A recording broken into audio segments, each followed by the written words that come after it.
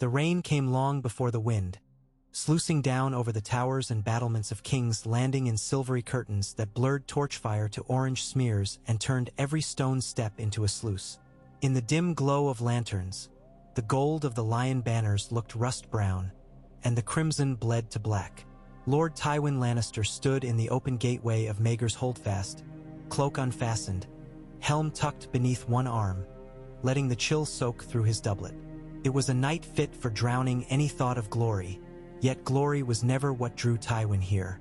Duty did, victory did, and the understanding that a single misstep would unmake everything he had built for House Lannister since the day he first learned to sign his name. He listened, as he always did before battle, not for the roar of siege machines or the crash of convoys on the river, but for the smaller sounds. The rasp of fear in a young man's breath, the hollow stamp of a terrified destrier, the shuffle of armor ill-fitted by a careless squire. They told him more of his army's readiness than any commander's report. Tonight those sounds were plentiful. Gold cloaks muttered half-prayers in the dark. Sellswords coughed up cheap wine. Redoubts of new-minted men-at-arms clattered pikes together as though the steel itself might protect them. Somewhere beyond the Blackwater, Stannis Baratheon's fleet waited, black hulls cutting at the current like knife points. And because this night was unlike the one in the histories, because Renly's ghost was not here to fracture Stannis' resolve, and because wildfire alone would not win the day, Tywin had chosen not to hold back in the west, but to ride through the gates 2 days past, taking command in person. Tyrion had been surprised. Cersei had been furious. Joffrey, predictably, had crowed about marching at the head of the vanguard until his mother forbade it. But the small folk who glimpsed Tywin's entry cheered, and the garrison's spine stiffened. Word traveled on the iron breath of rumor. The Lion of the Rock has come, the old lion, and lions fight to the last claw. If some part of Tywin felt the strain of 6 decades dragging at his shoulders, he buried it beneath a psyche forged in the furnace of 1,000 hard decisions. Now, as night oozed across the city, he closed his eyes and inhaled the wet, salt-laced air. The wind smelled of plank tar and river mud, but deeper still lay a sweetness, alchemical, musky, like rotting flowers in summer heat. Wildfire. He pictured the jars, stacked behind cellar doors and hidden alcoves, each one a sleeping god awaiting a spark. Tyrion had seen to that with manic dedication, but wildfire was no respecter of bloodlines. One misburst and the city would burn green from the lowest wharf to the Red Keep's ramparts. Tywin turned away from the sluicing rain and crossed the courtyard where iron braziers sizzled beneath the downpour. A herald approached, cloak plastered to his back, and murmured that the hand, acting hand, Tywin corrected inwardly, required counsel in the Tower of the Hand. Tyrion, then, still poring over maps. Tywin dismissed the herald and strode toward the tower. His spurs rang against slick flagstones, echoing up into black sky. Inside, torches guttered along stone corridors. The circular stairs spiraled like a shell up to the war chamber, and Tywin found Tyrion hunched over a table draped in linen, pins marking fresh reports. The dwarf's brow glistened. Whether from sweat or rain, Tywin scarcely cared. A quartet of captains stood in semicircle, each looking as though they'd fetched up against the world's height and found no purchase. Tywin dismissed them with a curt nod, only halting Ser Adam Marbrand with a raised eyebrow. "Orders remain," he said. "A sortie at dawn, when their towers ashore try to mount ladders. Drive them into the river. Stannis will expect caution. Give him audacity." Marbrand saluted, Boothiel's clacking, and exited. The instant the door shut, Tyrion slumped onto a 3-legged stool and wiped his brow with the back of one gloved hand. "You sent the better part of the gold cloaks to the southern walls," he said. "If Stannis faints upriver, you risk the mud gate."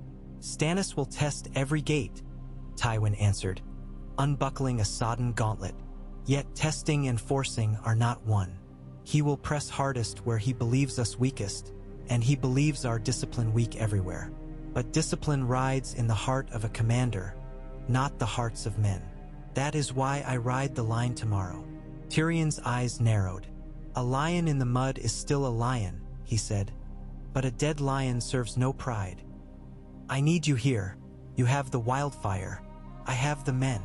They held each other's gaze, father and son bound by uneasy tribute, until Tyrion broke it with a slow hissed breath.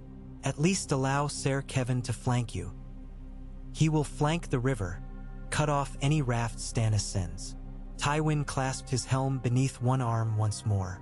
Sleep if you can. War waits for no man's rest, but a tired mind wins few laurels. Sansa Stark stood by the narrow window slit of her chamber, eyes fixed on the jeweled glimmer of lanterns below. They bobbed like captured stars upon a restless sea. Thunder rumbled somewhere far away, or perhaps it was cannonade. She could no longer tell storm from war. In her pocket she fingered a worn kerchief, embroidered with her direwolf in gray thread, the last token from Septa Mordane. Across the city, bells tolled at uneven intervals, summoning men to posts, calling girls to pray, or perhaps merely wailing in sympathy with the night. Sansa imagined the Blackwater sparkling under the dark, a serpent sliding into an endless maw of clouds, and upon that water ships crowding closer. Stannis' ships, the fiery chains Tyrion promised, all of it part of some dance of death she barely understood. She thought of Tywin Lannister then, the stern lord whose arrival had turned whispered panic into brittle hope. He frightened her, yet even fear seemed safer than chaos. If he died tomorrow, she shuddered, would any wall hold? She remembered her father's head on a spike, remembered how fragile life became once swords were unsheathed, and she pressed the kerchief to her lips to stifle a sob. In the dungeons below the Red Keep, Sandor Clegane drank from a skin of sour wine and cursed the gods, the rain, and his own memories. Fire would come with dawn. He could smell it already, taste the acid of wildfire in his throat. He pictured green flames licking along the waves, devouring ships as men screamed. He had seen enough fire to last 10 lifetimes, and tomorrow would be worse. Yet command had named him to ride with Lord Tywin in the first clash. The hound spat wine against the filthy stone. Better Tywin dies, he thought. Let lions burn. But duty imprinted on him like a brand. With a guttural sigh he rose, belted his sword, and lumbered up narrow stairs toward a night whose storm would surely wash the taste of wine from his tongue. Dawn unfurled not in roseate calm but in a pallid gray, the color of dishwater. Waves slapped the pilings of the mud gate in listless cadence. Yet behind the walls, 15,000 men quick-stepped into lines, spears angled like reeds in a gale. Tywin rode the length of the north parapets first, pausing at intervals to meet a bannerman's eye, to nod at a trembling archer, to speak a word down to a trembling squire too young for whiskers. He wore no crown, no gilded mantle, only a plain half-plate of brushed steel and a crimson cloak tied with a lion brooch. His destrier honor stamped hooves upon wet stone, eager as any charger a quarter its age. Across the water, sails unfurled upon Stannis' flagships, black cloth bearing the fiery heart of R'hllor. Rams glimmered with freshly sharpened metal. Siege towers loomed like grim idols, their timber faces pocked with shield knots. Drums beat, slow as a funeral march, and rising above all came a chant in rough voices. Stannis! Stannis! Stannis! Atop the riverbank, Tyrion watched from the Tower of the Hand. He felt the world tighten to a single point, a knock in destiny's bowstring. With a flick of his wrist, he signaled a runner, who dashed down flights of stairs to ignite the first chain of commands. Wildfire engineers primed their catapults along the walls. Bowstrings drew taut. The air itself seemed to vibrate. Stannis' vanguard pressed forward in ram barges, oars churning foamy wakes. Rocks and casks toppled from the walls. An opening salvo meant more to disrupt than destroy. Yet as the barges beached low on the riverbank, the first churn of men leapt into knee-deep water with shields raised overhead. Siege ladders slammed onto brickwork. Grapnels snagged crenels. Arrows flew like dark birds. Tywin had timed his sortie to the heartbeat. Gates opened at his order, and a wedge of mounted men burst into the shallows, trampling Stannis' first rank beneath hooves. Ser Meryn Trant carried the Lannister banner at the fore. Sandor Clegane roared beside him, great sword crashing in wide arcs. Behind them, lines of pikemen followed, points leveled like 1,000 iron tongues. The clash became a cacophony of shrieks and splintering shields. Water turned muddied red. Tywin's voice rang, deep and controlled, over the din. Press! Break them! His sword cut in economical strokes, never too wide, never wasted. Each thrust aimed at gap or joint, as though he might write a treatise on anatomy with his steel. A mace glanced his pauldron, jolting bone. He answered with a downswing, silencing the attacker. Rain sheeted from his visor. He scarcely felt it. For an hour the battle seesawed along the bank, Stannis' men struggling to gain purchase, Tywin's line surging only to be driven back by fresh barge loads. Then the sky cracked green. A jar of wildfire struck the flagship Fury, splintering deck planks, and an instant later half the vessel vanished in a blossom of viridian light. The explosion's roar drowned drums, voices, heartbeat alike. Another jar, another flare, until the river itself seemed aflame, a burning serpent coiling around ships, men screaming, only to rise wreathed in living emerald. Even victory carried risk. Ember sparks drifted toward the city's wharfs. Tywin saw sails catch, saw the docks kindle. He raised his sword to signal a withdrawal, but timing slipped. A lumbering siege tower had reached the wall's base. Its drawbridge dropped with a clatter, disgorging armored men onto the parapet. Clustered gold cloaks faltered. Tywin spurred honor across broken pilings toward the tower. Behind him thundered a dozen knights. They carved a path up the riverbank, scattering Baratheon spears. Tywin dismounted within yards of the tower, trusting his squire to seize reins, and waded into a melee on narrow walkways drenched in seawater and blood. Up a slanted plank he strode, sword raised. A Baratheon sergeant lunged. Tywin parried, riposted, severed hamstring. A second foe swung low. Tywin pivoted, steel meeting steel in bright sparks. Rain stung his eyes. He saw only silhouettes, but he felt momentum shifting, the tower's assault party reeling. One more push and a crossbow bolt punched through the chain links beneath his right arm, slipping where plate ended and mail began. The force spun him, numb shock radiating from ribs. He dropped to a knee. Pain came after, hot and deep. He tried to rise. Leg muscles faltered. Another bolt clattered off his gorget. Sounds grew distant, muffled as though he stood in murky water. He tasted iron. Ser Kevin appeared then, sword flashing. He dragged Tywin behind a crenel, barking orders. Gold cloaks formed a shield wall over their lords. Tywin forced sight to clear. He saw Kevin's face slick with rain, eyes wide and glimmering with terror he would voice to no one. Then the world tilted. Tywin felt the stone against his cheek. He smelled wildfire still, and river mud, and the copper scent of his own blood. I must.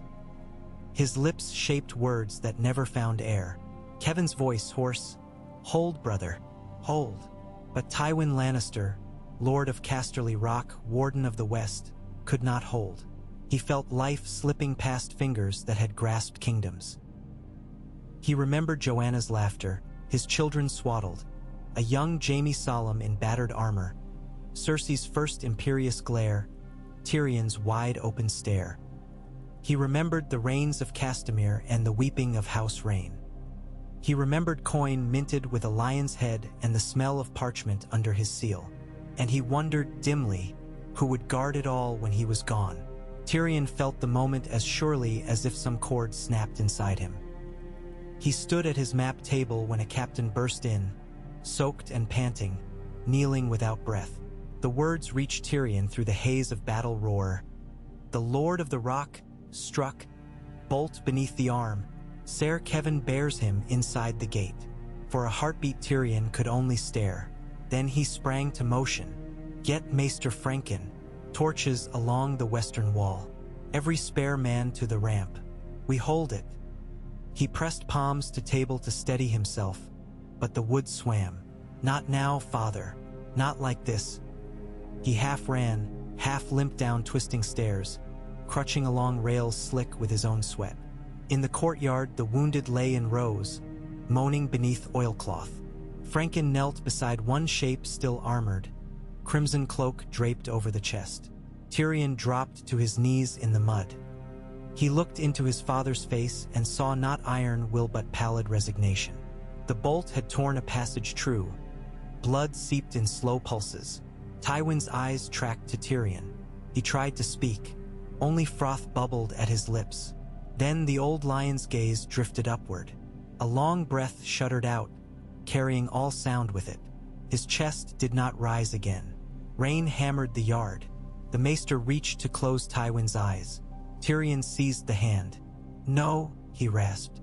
"Not yet."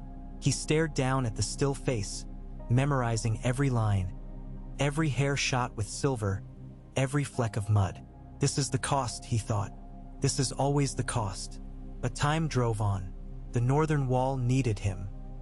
He rose, knees crusted with muck, and turned toward the gate where the enemy still battered.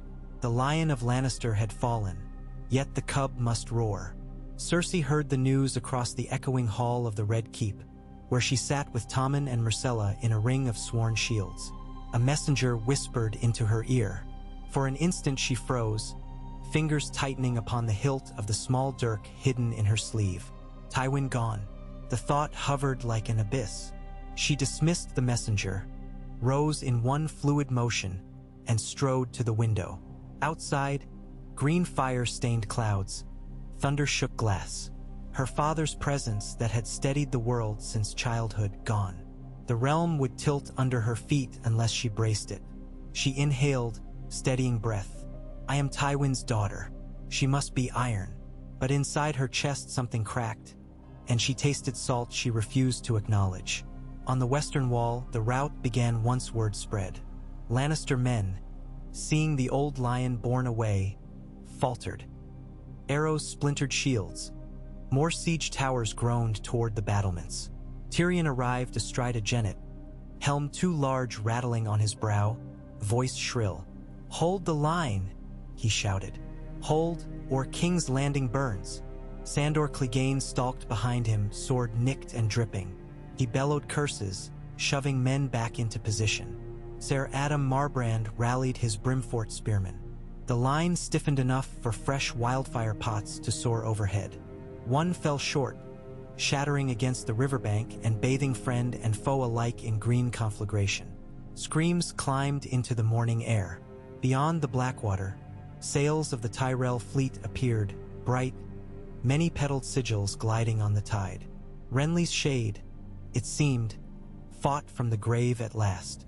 They struck Stannis' ships from flank, catapults hurling stones that smashed decks. Amid confusion, a signal horn blew from the Lion Gate. Kevin Lannister led 1,000 heavy horse in flanking charge, sweeping Stannis' outer line. The battle turned as swiftly as the tide.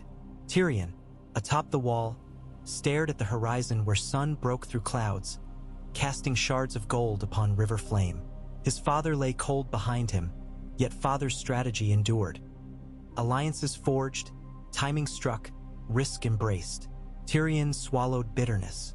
"You still rule me even in death." He raised one gauntlet and waved Tyrell banners onward. "Drive them!" he shouted until his voice cracked. "Drive them into the sea!" By dusk, the battle lay finished. Stannis' flagship burned to the waterline. Survivors huddled upon charred hulls or fled upriver. Loras Tyrell rode through the Dragon Gate unopposed, helm plume streaming, Marjorie at his side under heavy guard.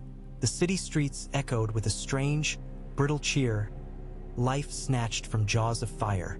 Yet in the great September of Baelor, candles flickered around a bier draped in crimson and gold.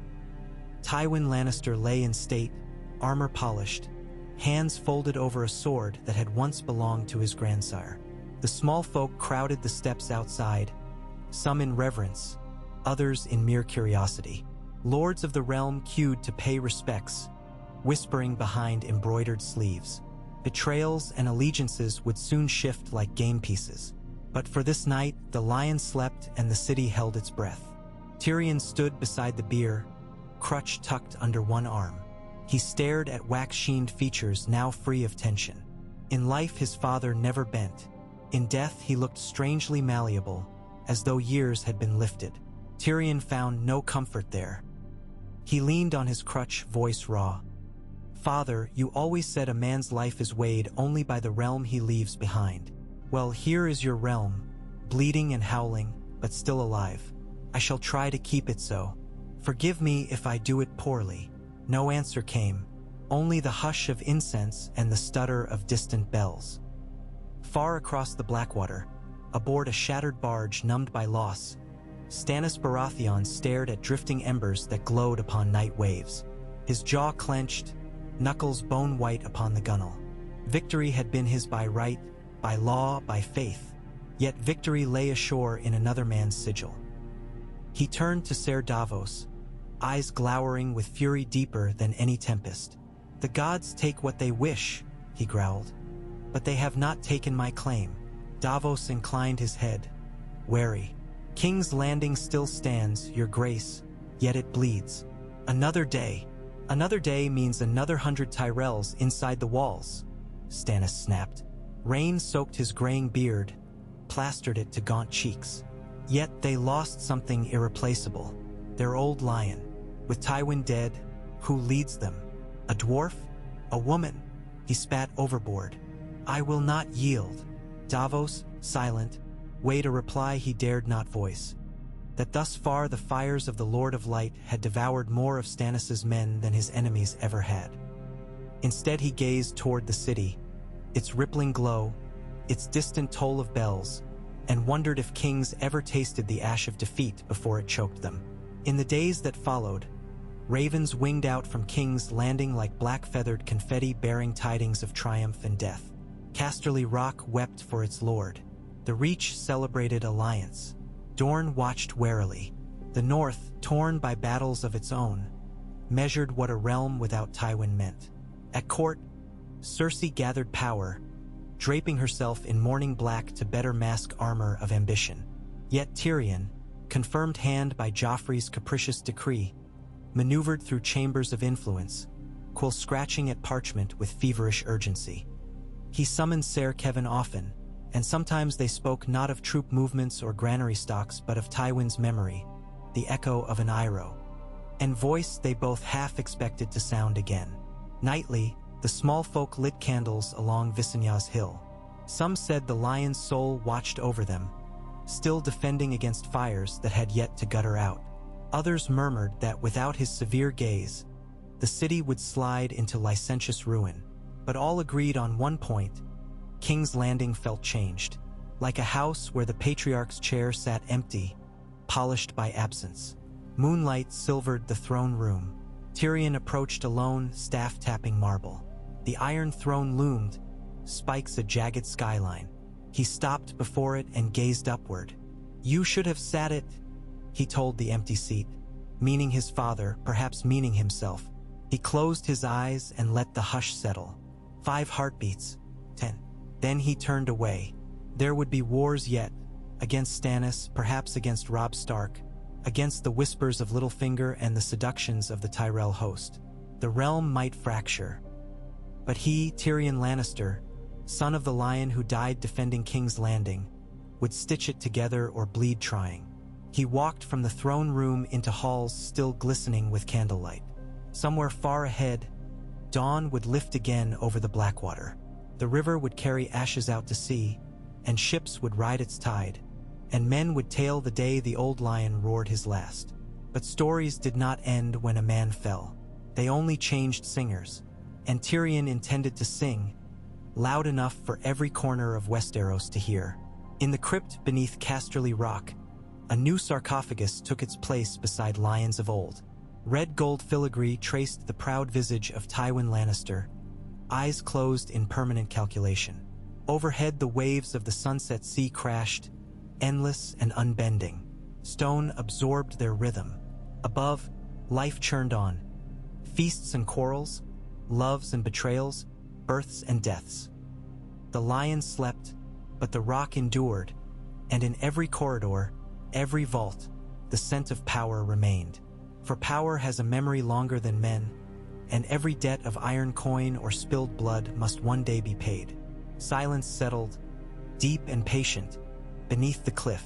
Outside, gulls screamed at dawn, heralding a world reshaped by the death of one man and the unsteady dreams of those who lived after him. Tyrion Lannister greeted the hour before dawn in Maegor's Holdfast, alone save for a single flickering candle that cast monstrous shadows across the map table. The Blackwater Gate miniature lay scorched black from a fallen torch chip, and a smear of dried wine represented the river where Stannis' flagship had burned. He ran one finger along the tableside, remembering the gasp that escaped his throat when the messenger uttered the words, "Lord Tywin has fallen." It had been a child's gasp, small and unguarded, nothing like the curt bark of a hand of the king. Hours later, memory still made his cheeks warm with shame. Yet shame would not move grain north nor pay Selsward wages. He exhaled through his nose, closed his eyes, and began again, laboring not to let the lines of troop dispositions blur into the lines of his father's unmoving face. Rain hammered slate roofs above, the same relentless storm that had greeted Tywin's final charge. Each gust sounded like the crash of distant surf, or the whoosh of an arrow past one's ear. The city slept poorly, roused again and again by the shudder of thunder or the echo of ghostly battle cries. Tyrion thought the storm oddly fitting, the heavens weeping for a man who never shed tears of his own. He touched the quill to parchment, scratching out figures. 70 rest tents for the infirmary, double guard on the granaries, rotate the 4th and 5th companies so no cohort stood longer than 4 hours upon the walls. Routine orders, but routine meant continuity, and continuity was life. Soft leather shoes whispered behind him. Podrick Payne appeared in the doorway, hollow-eyed. "My lord," he said, "Maester Franken requests your presence. Lord Kevin has returned from the Tower of the Hand." "Has he now?" Tyrion forced himself upright, bones protesting. "And has he brought supper, or only more news sharp enough to shave a dwarf?" The boy looked blank. Tyrion let out a breath. "Tell the Maester I'll come." Podrick vanished, leaving candle flame to quiver. Tyrion paused before following. The map seemed suddenly fragile, its painted rivers mere ribbons of color, its castles daubs of wax. He thought of all that paper could never hold. The smell of wildfire, the thrum of drums, the moment men realized their lord was gone. He folded the corner of the parchment back and forth until it creased. Then he left the room with a final glance, as though the ink itself might change while he was away. Kevin waited in the Maester's apothecary, his cloak dotted with raindrops, gray hair darkened at the temples. Franken adjusted brass scales, measuring a paste the color of moss. "Good," he murmured to himself. "Very good." He did not look up until Tyrion cleared his throat. The Maester bowed. "My lords, a draft for his grace. The king is restless." Restless? Tyrion shifted his weight on aching legs. Joffrey pricked a finger the size of a flea, or is he stirring to ride out against Stannis once more? Kevin's shoulders twitched. "He has not slept. Cersei refuses Poppy. She says it weakens a lion." He pinched the bridge of his nose. "We argued, but my sister's mind is a steel trap," Tyrion finished, "and the bait is her pride." He rubbed the bruise blossoming on his collarbone, a souvenir from a near miss the day before. "If her grace insists the boy remain awake, let him." He met Kevin's eyes. "Your place was at Casterly Rock once father fell, yet you stay." "Tywin wished me to oversee his household," Kevin said softly, "but I will not leave while the city hangs by a thread. Joanna would spit me from the rock if I abandoned her children." He hesitated. "Have you slept?" "Dreams are a luxury," Tyrion said. "We can afford only necessities, bread, arms, and guile." "The city bleeds," Kevin warned. "Our own men gossip. Some whisper that without Tywin the realm is rudderless." "Then we shall build a new rudder," Tyrion answered. "One forged of common cause. The Tyrell alliance stands. Marjorie Tyrell's smile buys us grain. Ser Loras's reputation buys us swords. Stannis retreats to lick wounds. We need breathe, nothing more." Kevin exhaled. "You sound like him," Tyrion blinked. I pray not. He spoke of breathing once, after Aerys burned Lord Chelstead alive, Kevin said. Tywin told the council the realm must breathe before it might scream. His eyes shone with reflection. Strange, how men echo one another. Tyrion swallowed. Echoes had weight. I will speak with the queen, he said finally. Franken, dose the poppy heavy. Joff needs dreamless rest. In morning we crown sorrow with ceremony.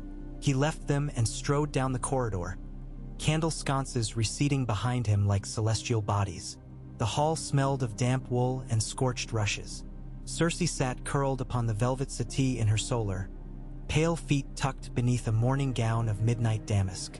Joffrey paced before the fire, crown askew. A candelabrum lay toppled upon the rug, wax staining Myrcella's discarded doll. Cersei looked up as Tyrion entered, green eyes unreadable. Little brother, she said, voice as smooth as cold cream. Come to lecture me? Her lips twitched. Or to usurp my son? I come to ensure the king stands upright for his father's funeral, Tyrion said. He wobbles like a marionette. Joffrey halted mid-stride. I do not wobble, Tyrion bowed. Forgive me, your grace. You stride with regal purpose. Yet even kings must surrender to sleep. I'll sleep when Stannis' head hangs from a pike. Joffrey's voice cracked, betraying exhaustion. Grandfather fell protecting us. I should have been there.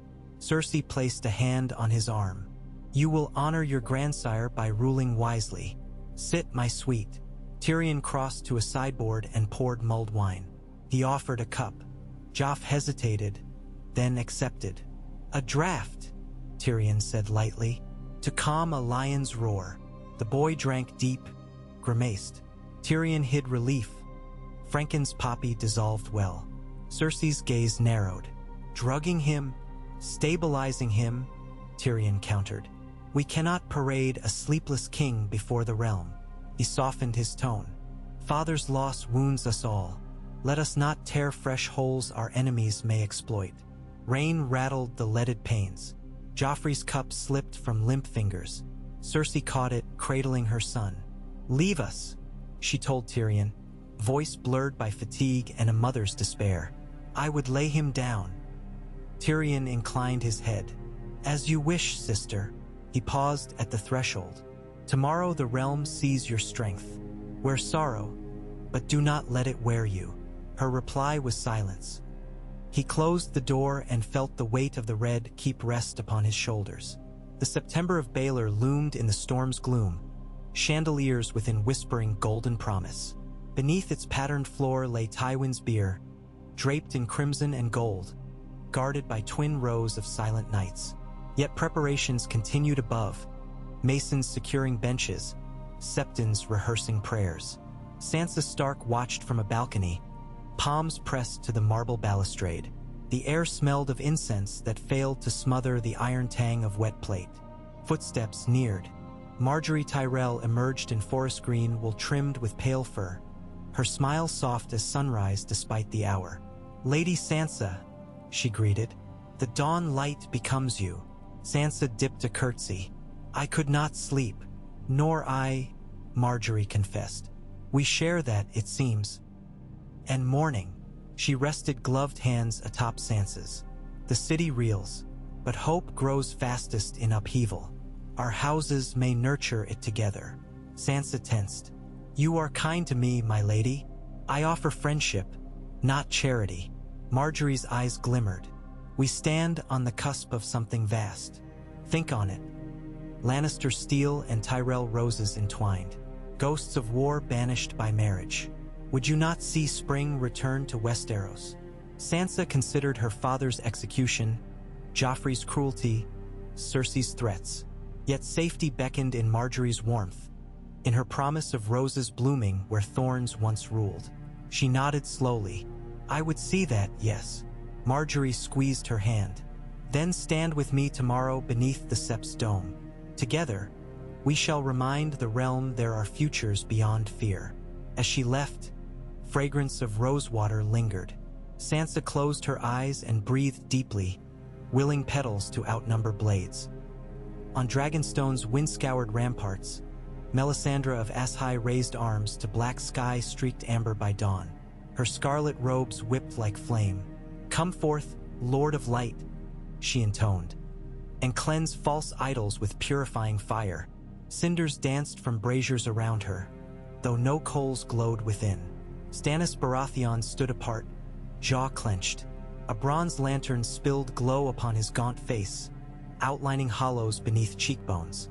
"The fire betrayed me," he told her, voice frayed. "It promised victory and gave me ruin." "The fire showed paths, not certainties," Melisandre countered. "The old lion's death was foretold. Your foe's stalwart heart felled, yet other hearts still beat." She stepped closer, eyes fathomless. "You must return stronger. Azor Ahai reborn does not falter. He tempers steel through trial." Stannis' lips twisted. "Trial? I lost half my fleet, men who followed me out of loyalty, not prophecy. My sword is crabbed with salt, not flame." Then blaze it anew. Her fingers grazed his gauntlet. "Sacrifice breeds strength. In the courtyard waits one who once betrayed you. Let his blood feed the fire. The flames will whisper banners yet unraised, allies yet uncovered." His gaze flicked downward. "You would have me butcher a prisoner?" "A traitor," she corrected, "for the realm's salvation." Stannis looked to the east, where a sliver of dawn bled pink upon waves. "We speak after council," he said curtly. He strode away, armored boots striking stone. Melisandre watched, smiling. Even steel yields to flame, given time. Robb Stark read the Raven's scroll twice in Riverrun's hall before passing it to his mother. Candlelight licked parchment edges, illuminating ink blotches still damp from rain. "Tywin Lannister dead," he murmured, as though the words were a spell. "It changes the board." Catelyn Stark scanned the message, fingers trembling. "It changes everything. Yet Stannis lives, Joffrey rules, and Riverrun stands besieged. Edmure holds, for now." Robb traced a trail upon the map. "If Tywin's host fractures without him, we might force a corridor south. Grey wind longs to run free of these castle walls." A distant peal of thunder rattled window shutters. Great John Umber stamped into the chamber, dripping river water. "Lord King," he boomed. "Scouts confirm Tywin's levies withdraw west. They carry their lord's body to the rock. Coffers too heavy to hurry." Robb's blue eyes brightened. "Gold wagons make slow prey." He stood, ready men for pursuit. Catelyn caught his arm. "Be wary. A wounded lion lashes hardest." "I know," he said, voice soft. "Yet the Riverlands bleed, mother. If we strike now, strike and retreat," she urged. "Do not overreach." She felt his sleeve damp beneath her palm. "He is my boy still," she thought, even crowned. "The gods took one great enemy. Do not gift them another son." Robb kissed her cheek. "I will send ravens nightly." He left with Great John, cloaks swirling, each step echoing between vaulted pillars like a drumbeat of war resumed. Littlefinger found Varys beneath the Widow's Walk, both men holding lanterns that cast golden nets across slick stone. Rain had eased to a mist. Droplets beaded on spider silk wove into Varys's doublet. "My dear Lord Baelish," the eunuch purred, "you wear black so well, paying homage to our departed lion." Littlefinger smiled, a thin blade of a smile. "Black flatters the living too. I prefer to stand out at funerals. Keeps mourners guessing." He leaned on the balustrade. "Have you counted the daggers poised to fill Lord Tywin's shadow?" "Daggers?" Varys feigned shock. "Swords, spiked maces, crossbow bolts. The arsenal of ambition is endless." "Ambition," Littlefinger mused. "The realm must pivot. Gold moves from dead hands to living quite readily." He glanced down to torchlit courtyards where Tyrell men escorted wagons of bread. "Westeros may soon dine on roses." "A hearty meal," Varys allowed. "Yet roses hide thorns, and thorns prick if grasped too hastily." He fluttered fingers. "I counsel patience. Patience seeds opportunities. Littlefinger agreed. But I am more gardener than farmer. I prune nuance that others might harvest. He bowed. Enjoy the funeral, Lord Varys. I suspect it will be instructive. He glided away, steps soundless, leaving Varys to stare into mist and wonder which seeds would sprout in funerary soil. Tyrion rode through the muddy lane leading to the Blackwater Gate. Honors reigns now in the grip of a new squire named Hobb. Podrick lacked the height. Morning haze clung to the river, masking waterlogged corpses snagged upon sunken spars. Carrion birds wheeled overhead. Tyrion reined in at a shattered mast half-submerged and ordered Hobb to fetch blankets. The dead would be burned upon pyres outside the city walls. Gold cloaks labored under the command of Ser Jacelyn Bywater, stacking timber, chanting prayers. Tyrion dismounted, squelched through muck, and knelt beside a body clad in lobster-red plate. Baratheon, the face had cooked away in green flame, only teeth grinned. "A penny for your dreams," he murmured. "I suspect they died long before you did." He rose, wiping mud on surcoat. The stench of rot mixed with that of the river. He tasted bile. Bywater saluted. "My lord hand, the tide gives and gives." "How many?" Tyrion asked. 50 bodies this morning, perhaps 100 trapped beneath wrecks. "See them burned beyond the walls," Tyrion said. "The smell grows unbearable." "It's not the smell," Bywater replied quietly. "It's the memory." He gestured to the river. "No boatman will ferry fishers across unless we pay triple coin. They fear ghosts." "Gold cannot bribe ghosts," Tyrion said. "But it buys bread, and bread mollifies fear." He patted the knight's armored shoulder. "Hold fast." He returned to his horse. As they trotted toward the city, bells told the hour of prime. The funeral rode ever nearer. The September of Baelor brimmed with nobility by mid-morning. Shadowed pews held lords in black, ladies in mourning veils, knights colored like dusk. Censer smoke curled towards the rafters, trailing faint sparks that vanished in carven vaults. 7 crystal sconces cast prismatic halos around statues of each deity. The stranger's visage seemed to watch the bier with particular hunger. Tyrion stood beneath the pulpit as High Septon Benedar recited litany. Words tumbled past him. Service, sacrifice, judgment. He watched crimson petals drift from overhead basket, each petal a drop of his father's blood. Cersei knelt beside the bier, Joffrey at her right, Myrcella and Tommen clutching her skirts. Kevin's face was marble.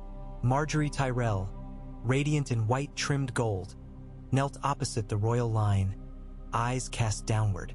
Ser Loras stood behind her, gauntlet hand upon sword pommel. Tyrell courtiers formed a bloom around them. When the septon concluded, a hush deepened the hall. Cersei rose, gown whispering. She spoke not in king's voice nor mother's, but in the timbre of a daughter clutching the moment. "Lord Tywin Lannister," she said, "was iron forged into flesh. He bent before nothing save the good of his house. His death defends us even now, for his memory stands as bulwark." Her words strained at grief's leash. "Let us honor him by conquering fear. Let no man doubt lion's strength." Applause rippled, though subdued. Tyrion stepped forward. "My sister is correct," he said, voice carrying on careful resonance. "Yet a bulwark alone cannot shelter the realm. It needs hands to repair walls and hearts to share hearths. House Tyrell has carried grain through broken roads to feed King's Landing. Let gratitude join sorrow." He gestured to Marjorie. "In that spirit, I propose union between His Grace Joffrey Baratheon and Lady Marjorie Tyrell." Whispers fluttered like startled pigeons. Cersei stiffened.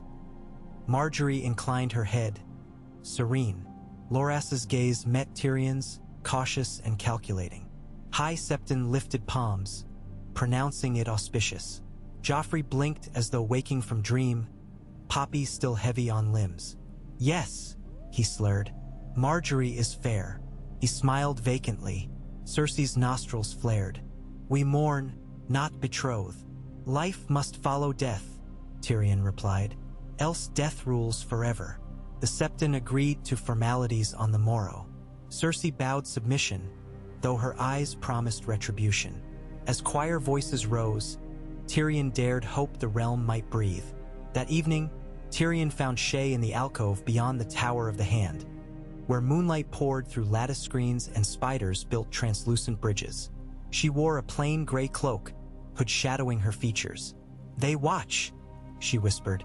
"Let them," he answered, drawing her into arms. Her warmth eased the chill of stone corridors. "Tomorrow I drown in councils. Tonight I need reminder life is more than lists." She laid her cheek upon his chest. "They say Tywin's ghost roams the dungeons." "He never left them in life," Tyrion sighed. "Why should death restrain him?" He stroked her hair. "If men speak of ghosts, let them. I speak of futures. Stay out of sight. With father gone, Cersei will redo." Ble vigilance. "I can hide beneath the keep or beneath your cloak," Shae teased, finger tracing his collar. He kissed her, tasting tears unshed since dawn. Ghost or no, Tywin's shadow stretched long. Yet in its vastness love still sparked, defiant and fragile. A week trickled past in muddied trickles of rain and rumor. The Tyrell fleet unloaded grain daily, wagons rumbling into the city. Bakers stoked ovens, fishermen ventured beyond burnt hulks. Small folk murmured that perhaps this new hand, half man or not, kept devils at bay. Stannis' banners withdrew from the southern marches, yet watchers spied campfires on Cape Wrath.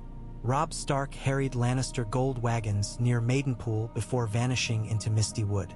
Ravens flew, each scrap of news tipping some unseen balance. One dawn, Kevan Lannister visited Tyrion in the Solar. He clasped a leather satchel. "I depart within the hour," he said. "Father must rest beneath the rock." His bones yearned for home. Tyrion set aside a ledger. "Safe journey, uncle." Kevan paused. "You will need counsel. Yours is a council of knives." "Every court is," Tyrion said. "I sharpen mine." He hesitated. "Will you not stay?" "I cannot," Kevan answered. "My wife mourns. The west must see a lion yet roars. But ravens fly swift." They embraced briefly. Kevan's hand lingered on Tyrion's shoulder. Tywin loved this realm his way. Love can be cruel, yet still love. He stepped back. "Rule as you see fit, nephew. Do not let ghosts rule you." He turned and left. Tyrion watched until cloak fringe vanished. He whispered, "Farewell, uncle," to the empty doorway, then returned to ledgers thicker than yesterday. Night fell, sweeping rooftops in velvet blue. In the Red Keep's highest tower, Cersei stood before a silvered mirror, fingers twisting a lock of golden hair. Reflection showed hollows under eyes that no rouge could erase. She touched a candle flame to a vellum scrap, Tyrion's proclamation of Joffrey's betrothal, and watched it curl into ash. "Little brother," she breathed.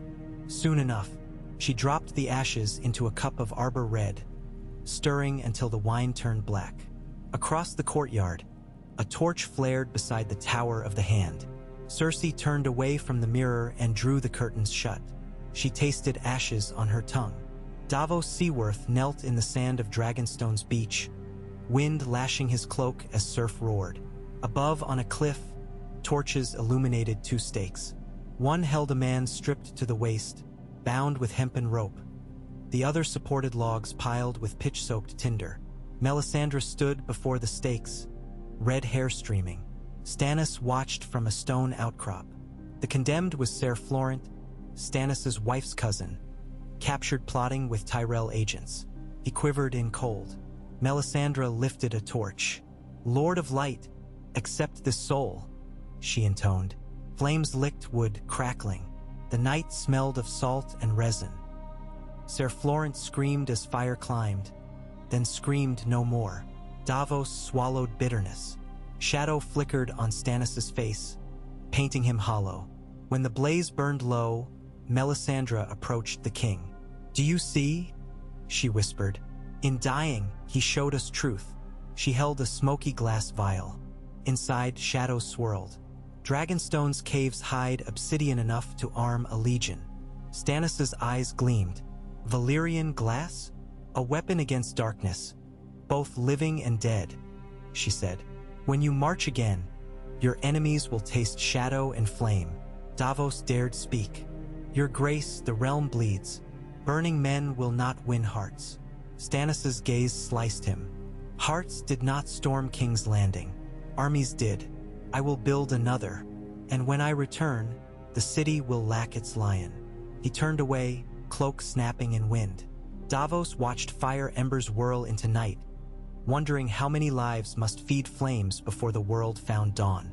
Within King's Landing, dawn blossomed at last without rain. Sunlight revealed scaffolds along the western walls, masons repairing damage. Children played in puddles now mere mirrors of clear sky. Yet tension lingered, invisible but palpable, like the breath drawn before a bowstring's release. Tyrion stood atop the tower of the Hand Balcony, squinting at sunlit river. Podrick held a slate listing audiences. Grain merchants, Blackwater Bowtrite Guild, then a singer wishing patronage. Tyrion signed each with a flourish. Send the singer at dusk, he said. Even a realm of wolves and roses needs music. Podrick nodded.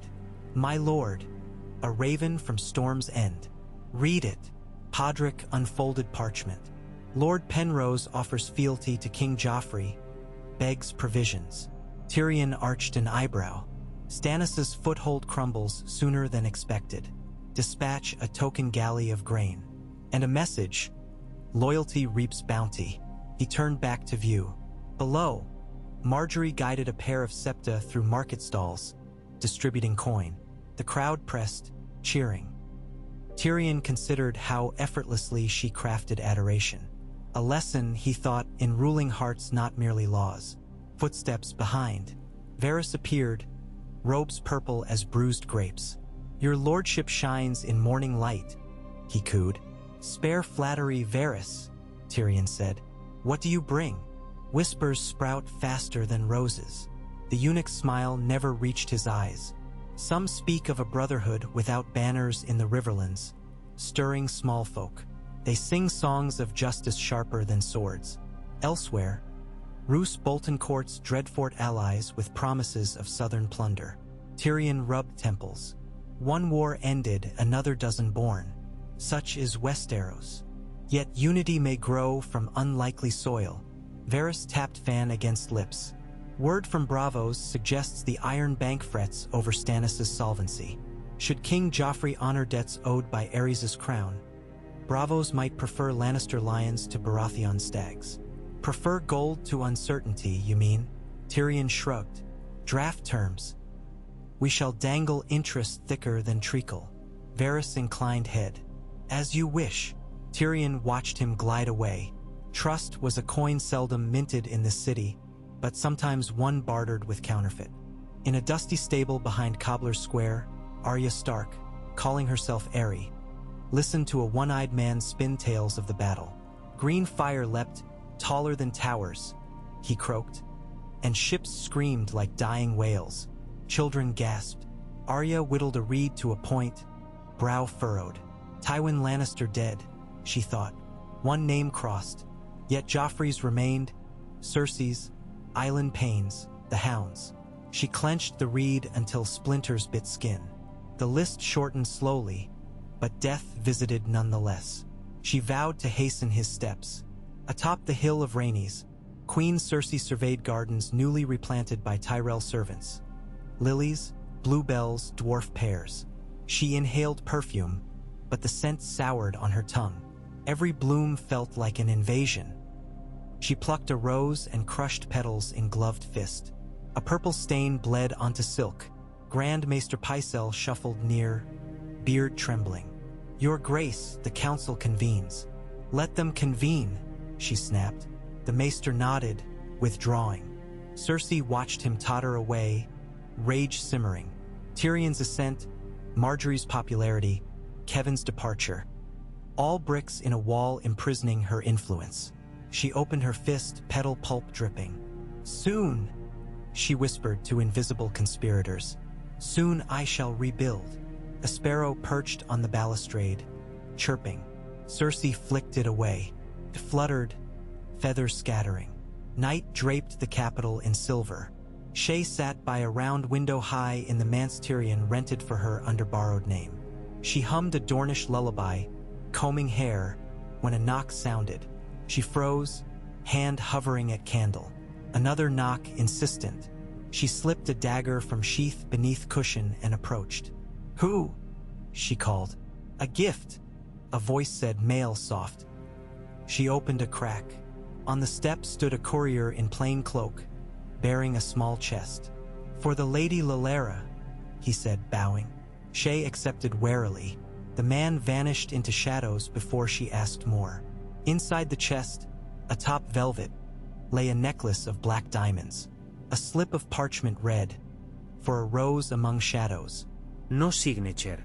Shae's lips parted. Only Tyrion or a foe knew her. She pressed parchment to lips, wondering at envy's shape and power's price.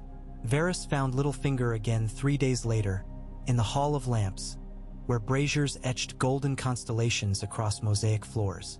"What news from the fingers?" Varys asked. Littlefinger smirked. "The salt smell remains.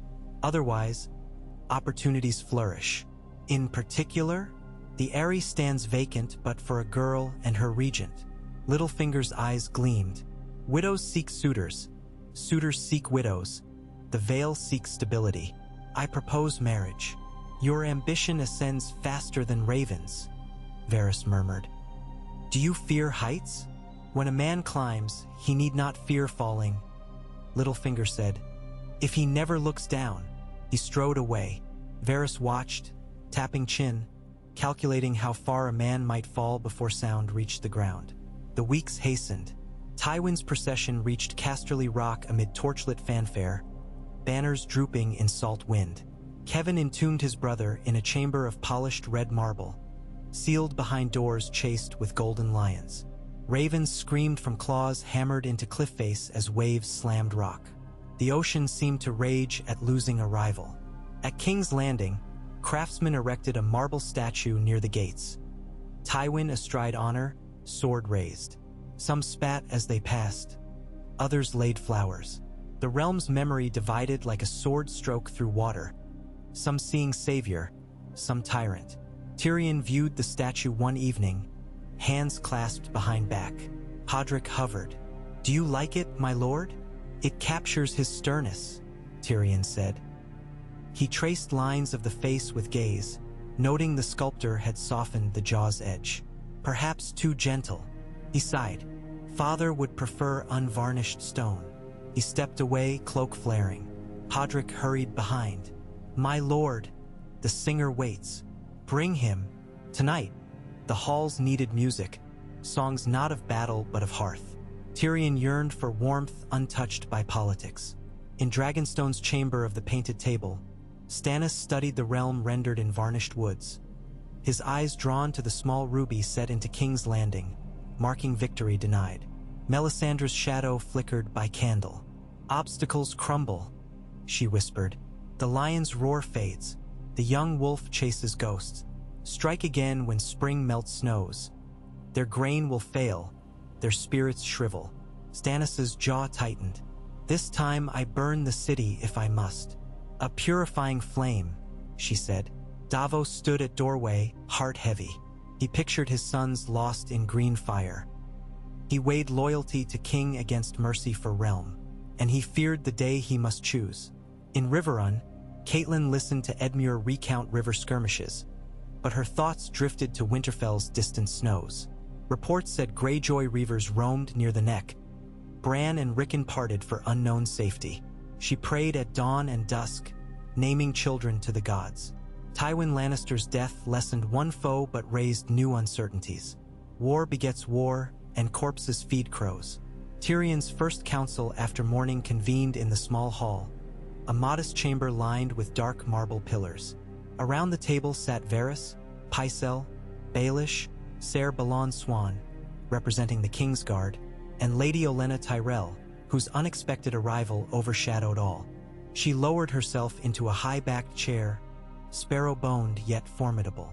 "My grandson and your king," she began, "share a budding affection for my granddaughter. Yet affection wanes when wallets do." Her eyes glinted. "War is costly, Lord Hand." Tyrion inclined head. "The crown will honor debts. The city watch may enforce new tariffs upon trade." "Tariffs choke merchants," Olenna sniffed. "Better the crown open its vault." "Our vault," Baelish interjected smoothly, "currently houses more spiders than coins." Olenna's gaze skewered him. "Then spin silk to sell." Tyrion interlaced fingers. "We consider alternate income. Leasing rights to the Summer Isles for spice docks. A modest tax upon gambling houses." "Too modest," she cut in. "Vice thrives. Harvest it." Varys smiled. "Fine counsel." Pycelle cleared throat, beard quivering. "Mayhaps the faith might lend." Olenna dismissed with flick of wrist. "Piety helps not when bread lacks wheat." Tyrion felt a smile tug. The Queen of Thorns pruned with words sharper than shears. "We will, Lady Olenna, explore your advice. For now the city hungers. Your grain proves salvation." She softened. "Then feed them well, dwarf, and they will cheer our garden." She rose. "I expect progress." She departed, guards trailing. Silence lingered. Littlefinger arched an eyebrow. "A formidable weed." "Mind her thorns," Varys said. Tyrion exhaled. Politics cut deeper than crossbow bolts. Yet he felt alive. That night, storms returned. Tyrion stood upon a balcony overlooking the Blackwater, now calmer but forever scarred. Lightning forked purple across clouds. He spoke softly, though none stood near. "Father, the realm stirs. I guide it as you did, though my rope stretches thin." He placed a hand upon stone, rain-chilling skin. "If I fail, your ghost may jeer. But know this, I try." Thunder answered, a distant drum echoing through valleys. Tyrion half smiled. "I'll assume that's approval." He returned inside, shutting casement. Outside, the world churned. Stannis forging obsidian blades, Robb hunting wagon trails, Cersei plotting Rose's demise. Yet within, a candle burned steady, and Tyrion bent once more to parchment, pen scratching. Stories would name this age after dragons or roses or wolves, but he, a dwarf among giants, would lay ink to its bones. And perhaps, when the bards tired of valor and treachery, they would recall a night when a small man bore a realm upon his shoulders and did not let it fall.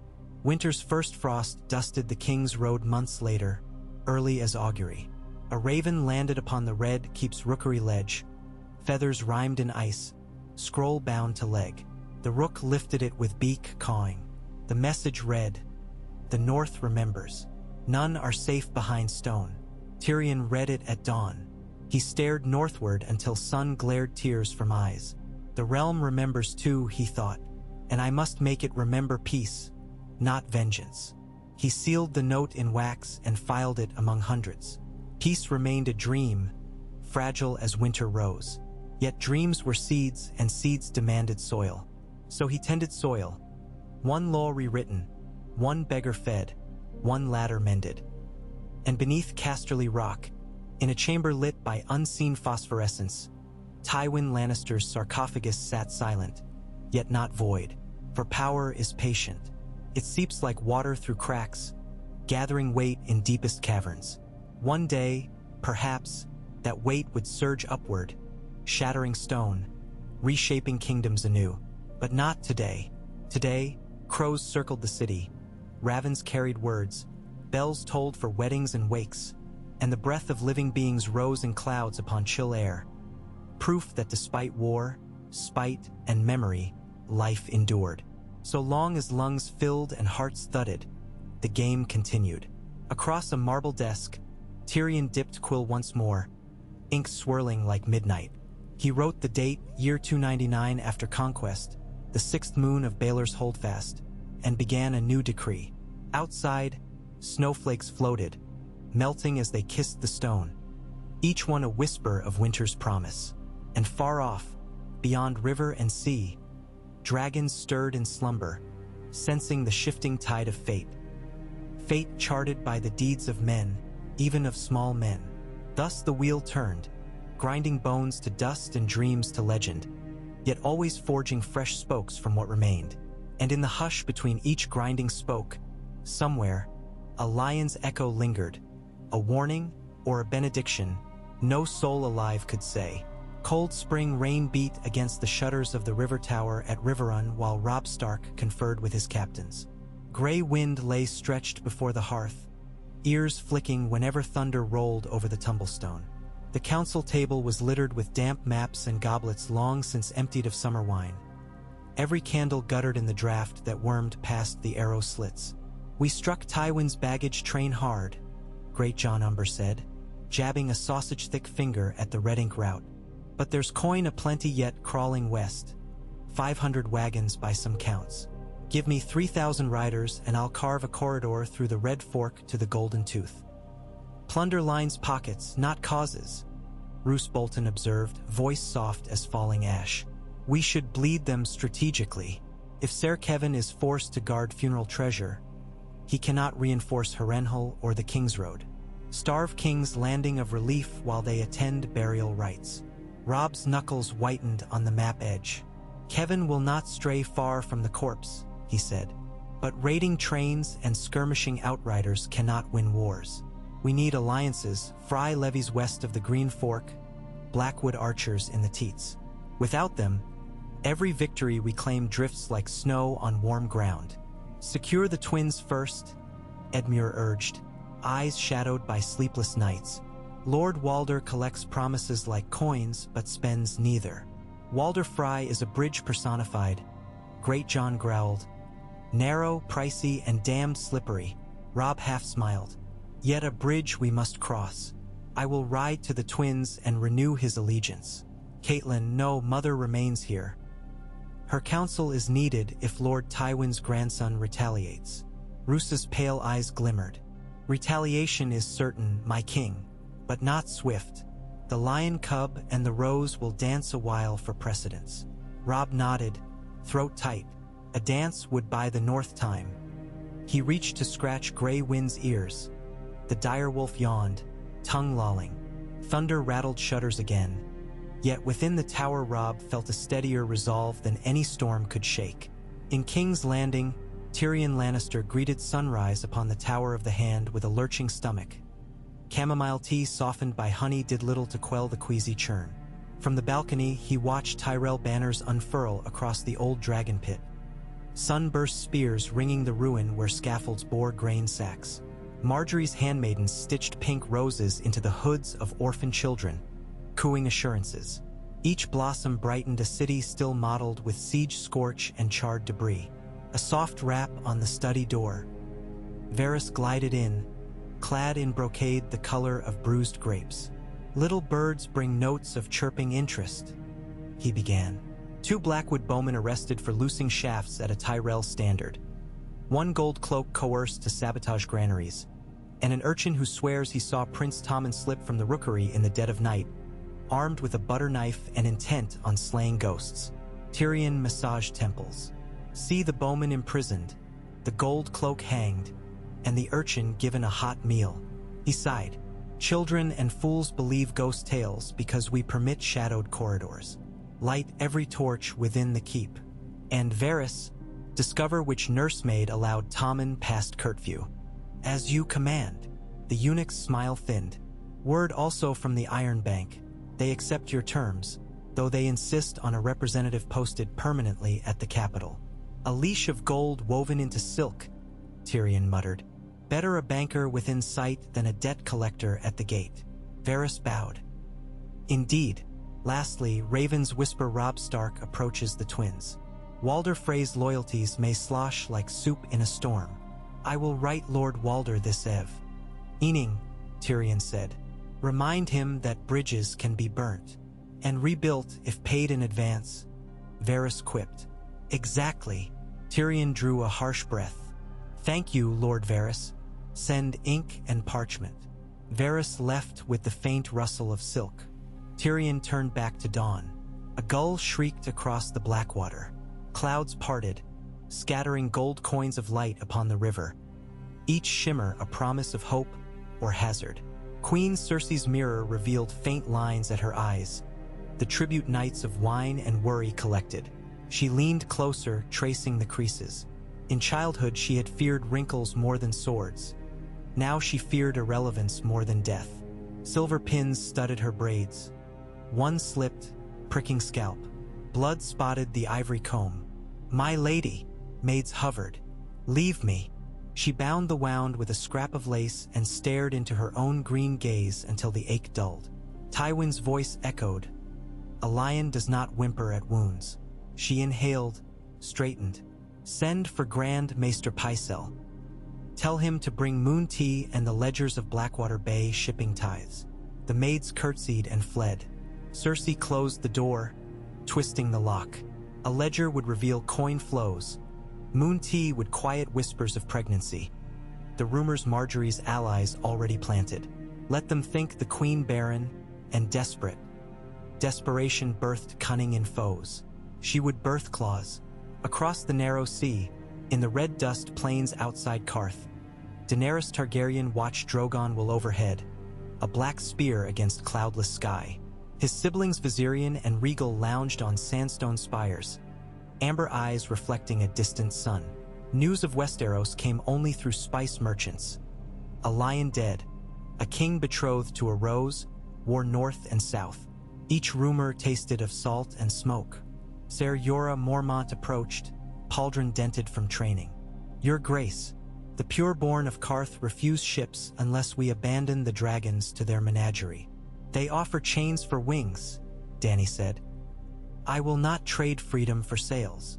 She stroked Drogon as he settled, heat radiating through her riding leathers. "If Westeros bleeds now, let the cuts fester. When I arrive, I bring fire to cauterize." Jorah inclined head. "Then we scour Port South, seek captains without scruples, seek dragons of flesh and bone, men who breathe flame in their hearts."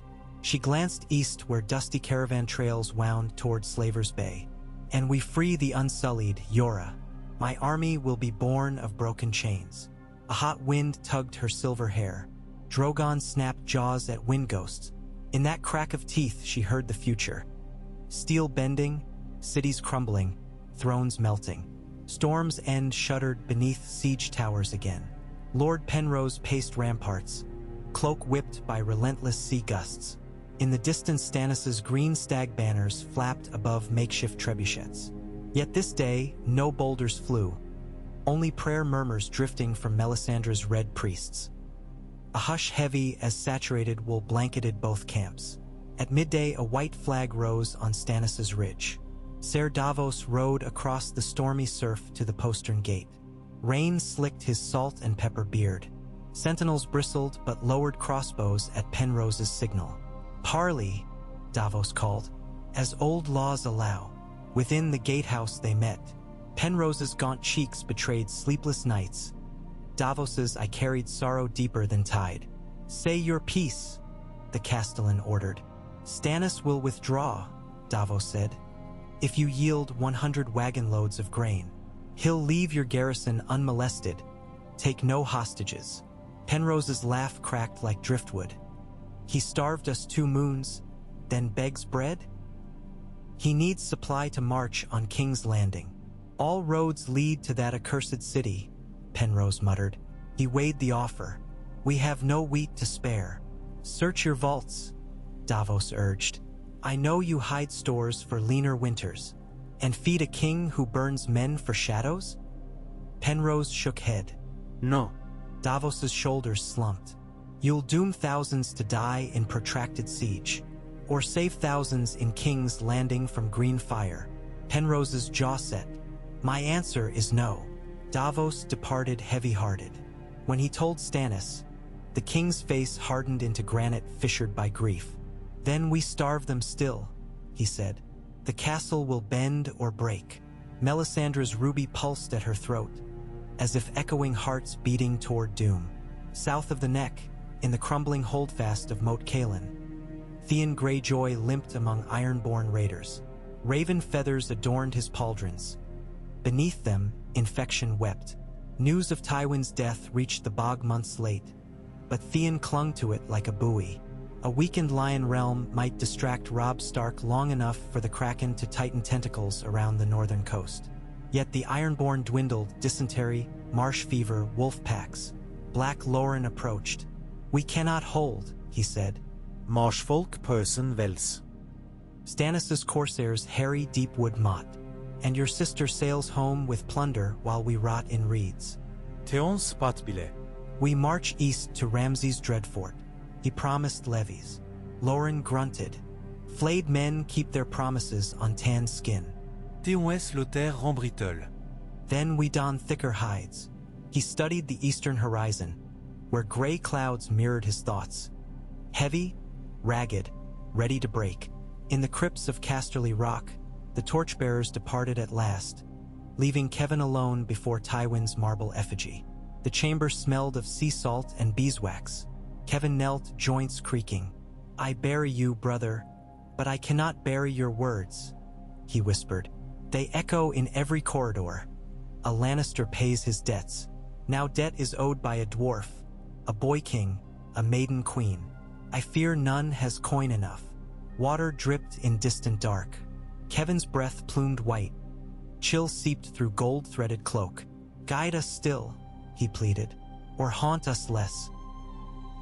He touched the lion-headed pommel carved in stone, then rose, extinguished the last candle, and climbed into moonlit halls where wind moaned like distant organ pipes. A dirge for lions and men alike. At the Twins, torches blazed along parapets as Robb Stark's host approached. Banners of gray direwolf streamed. Drums boomed across fog-bound river. Within the gatehouse, Lord Walder Frey shuffled among daughters and grandsons, nose twitching at each new rumor swirling like autumn leaves. "They say the young wolf lost half his men crossing the neck," he croaked. "They say his mother plots with a kingslayer." He spat phlegm. "They say too much." Robb entered the great hall, gray eyes sweeping rows of highborn children. Catelyn's prior diplomacy had earned passage once. Now he must renew its coin. He knelt before the old lord. "Lord Walder, my vow remains. The North is grateful for your bridge. Name what boon you wish." Walder's grin cracked like old paint. "Boon? I asked for marriage and got empty promise. You wed a Westerling, they say. Lions by another mane." Robb straightened, chest tight. "The match was necessity of war. Necessity of breeches," Walder sneered. His brood tittered. "Yet a vow broken smells worse than rained-on dog." He leaned forward. "Still, promises can be patched. My granddaughter Roslyn remains unwed. A Stark cousin could mend insult." "Brothels hold more cousins than hearth," Greatjon muttered. Robb swallowed pride. "I have cousins enough. We will discuss honorable union." Walder's eyes glittered. "And river tolls. Each wagon a silver stag." "Half a stag," Robb countered. "And you gain northern timber come spring." A slow nod. "Done, for now." Yet rancor coiled beneath the nod like a viper in straw. Robb sensed it, but necessity bound him to bargain. He forced a smile. "Then let us feast." Feast they did. Stringy mutton, sour wine, laughter strained as bowstrings. And as torches guttered, Walder watched the young wolf dance with a Frey niece, eyes narrowing like cracks in ice, wide enough, perhaps, for betrayal to seep through. King's Landing awoke one dawn in early summer to bells clanging from the September of Baelor. Not for death, but proclamation. The High Septon declared a day of reconciliation. Wildfire wagons removed from cellars, Blackwater burned corpses given blessing, common debtors pardoned of minor crimes. Tyrion orchestrated every word, but Joffrey stood upon the sept steps and claimed credit, dripping with sanctimony. Crowds cheered, yet Tyrion heard the undercurrent. Relief, not devotion. Relief could be coin minted into loyalty if hammered carefully. Lady Olenna approached him as bells echoed. "Your generosity edges near extravagance," she said, leaning on silver cane. "Extravagance buys affection," Tyrion replied. "Affection spoils quickly." She peered upward. "Your nephew boasts but does not earn." Break him gently before he breaks the realm. Tyrion's smile felt brittle. Advice from a thorn is seldom gentle. Then wear gloves, dear. She tapped his arm and shuffled off, leaving scent of lavender and sharpened steel. Night fell again, and within the tower of the Hand Shay arrived unbidden, cloak-soaked. She flung a necklace of black diamonds upon Tyrion's desk. "This is not from you," she hissed. Tyrion paled. "Where did you?" "Left by courier." "No name." She grasped his chin. "Someone knows." Blood iced in his veins. "Cersei? Littlefinger? Varys? All possible, all dangerous." He kissed Shay's knuckles. "I will protect you," he vowed. "Promise?" she whispered against his lips. "I promise." Yet promises weighed less than feathers in a storm. Ser Jaime Lannister languished in a Riverrun tower cell, shackled yet restless. The moon hid behind clouds, but the Kingslayer did not sleep. He replayed rumors slung by jailers. Father dead, sister scrambling, dwarf ruling. Jaime imagined Tywin's face when the bolt struck. Shock or grim pride? He might never know. Shackles clinked. He tested them once more, no give. Yet the urge to escape burned anew, fueled by filial grief. Outside, the waters of the tumblestone whispered against stone. Jaime closed eyes, pictured sword in hand, golden hair glinting in sunlight, all debts washed away by river. He smiled. Lions, he told himself, do not drown. They swim until shore appears. As the realm churned, the Night's Watch at Castle Black faced horrors of their own. Samwell Tarly clutched parchment by flickering torch, reading Maester Aemon's missive from the south. Tywin Lannister felled, kings contending. Yet beyond the wall, giants stirred, and ravens returned with eyes crusted in ice. Jon Snow, new-made First Ranger, leaned on the rampart as wind howled. "Winter tightens," he said to Sam, "and the realm below feuds like children over toys." "Aemon fears they'll forget us," Sam whispered, breath a cloud. "If Stannis falters, who sends grain, then we forage." Jon gazed north where lights danced green atop black sky. "And we hold the wall. Ghost will scout by dawn. We move east to investigate dead villages." Sam shivered. "Cold gods walk those woods." Jon placed a hand on his friend's shoulder.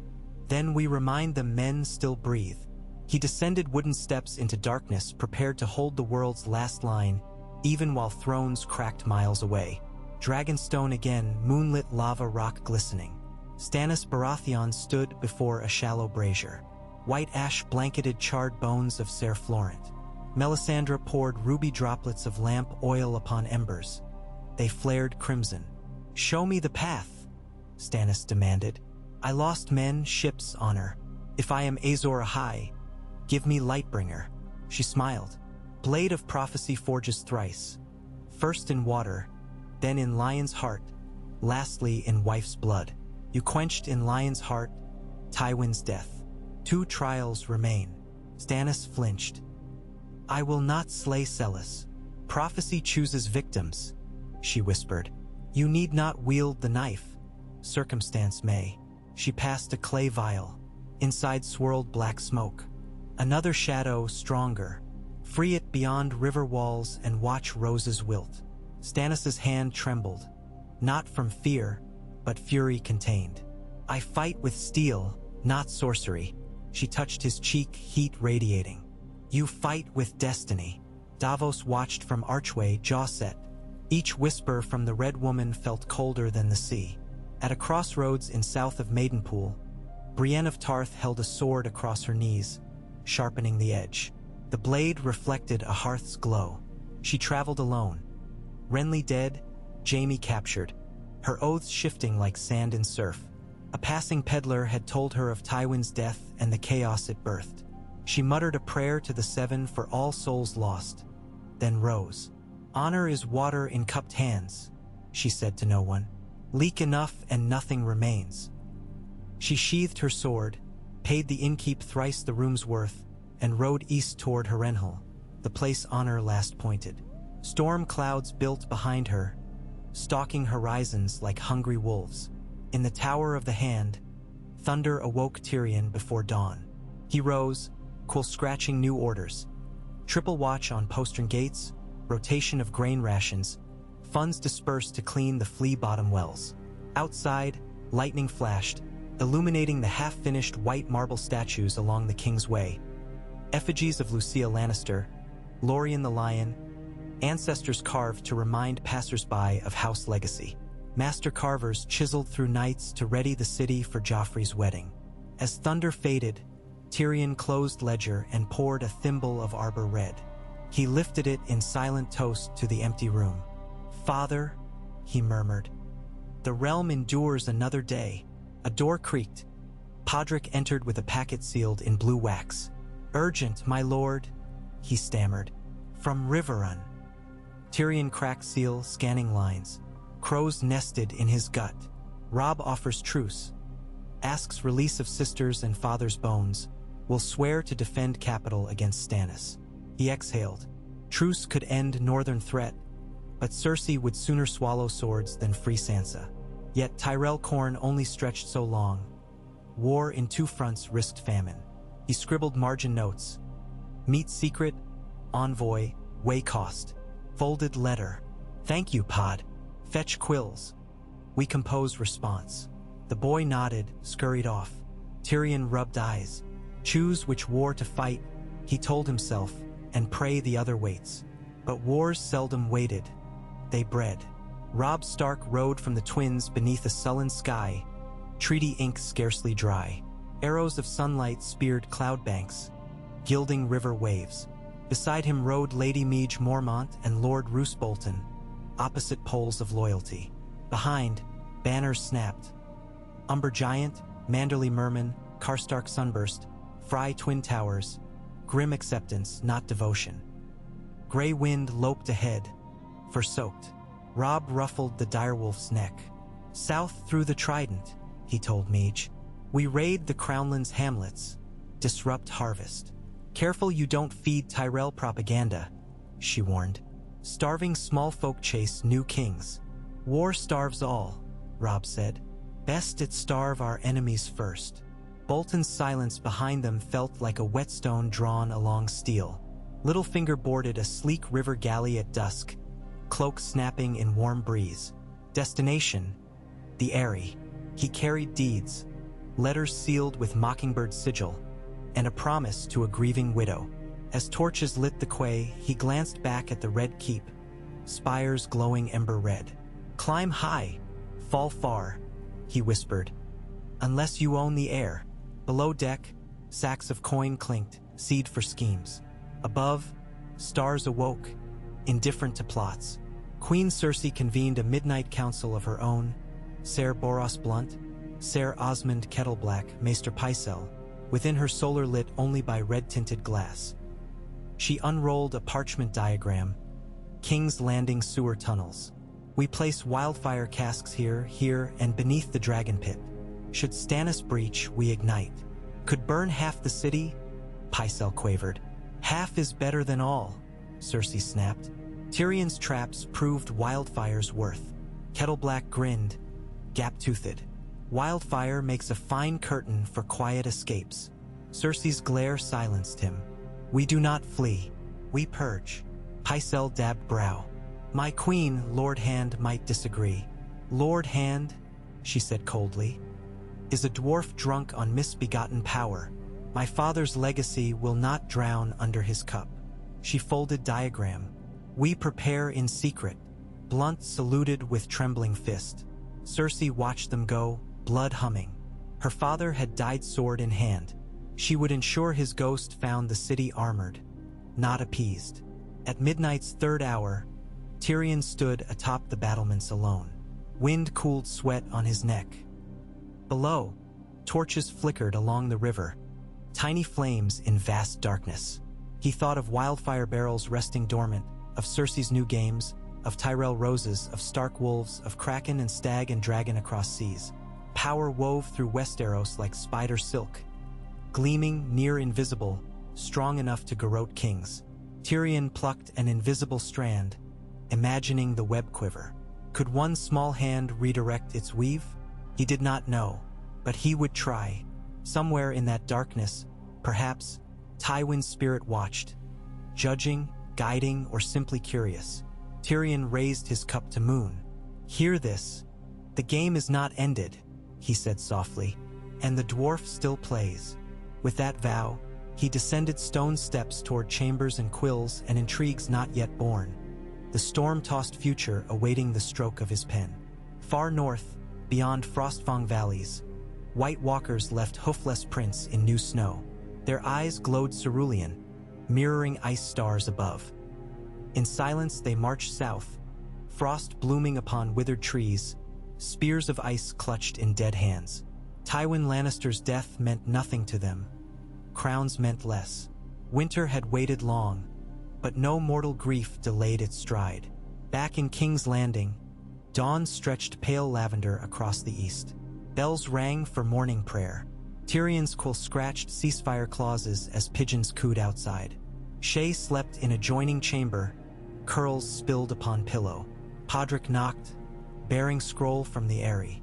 Lord Baelish appointed Lord Protector and Regent of Boy Lord Robert Arryn.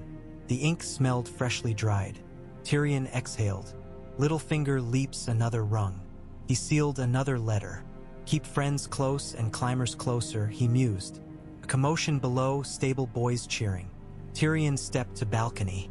In courtyard Joffrey practiced archery, Marjorie watching, sunlight painting them golden.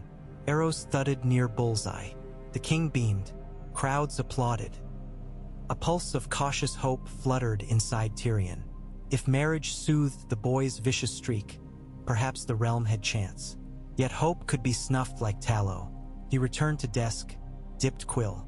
Stannis massing at Stormlands. Bolton silent. Fry unpredictable. Words became arrows released, their arcs unknown. Everywhere, tides shifted. Davos recruiting smugglers and stepstones. Brienne riding toward ruin or redemption. Asha Greyjoy steering longships for a second raid. Daenerys bargaining for Unsullied beyond Astapor. Each life a thread pulling taut. And woven through all, that single moment on the Blackwater where an old lion fell, severing fabric, allowing new patterns. The dead watched, stone-eyed. The living forged onward, feet scorched by embers they themselves scattered.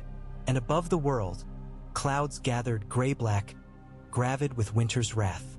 In the Tower of the Hand, Tyrion signed his name, sanded parchment, and whispered, "For the realm, and for father, wherever he prowls." He blew out the candle. Darkness folded around ink-wet decrees, blueprint for an uncertain dawn. Outside, the city exhaled its restless sleep while crows flapped across sky streaked crimson by sunrise. The ire cause merged with hammering from smithies, rumble of carts, laughter from taverns, cries from markets. Life, indomitable, indifferent, marched onward. In that march, somewhere, the echo of Tywin's last command lingered, carried on hearts he hardened, wills he steeled, enemies he drove to greatness by enmity. And if the echo faded, the consequences of its sounding did not. They lived, breathing, bleeding, scheming, until the game reset upon new graves beneath fresh-cut stone. Thus continued the tale of Westeros after the Lion's fall. 1,000 choices, each fateful in its own small measure, weaving yet another tapestry none could wholly foresee. And the loom creaked on, as it ever had, as it ever would, until the world itself cracked beneath weight of storms still gathering beyond mortal sight.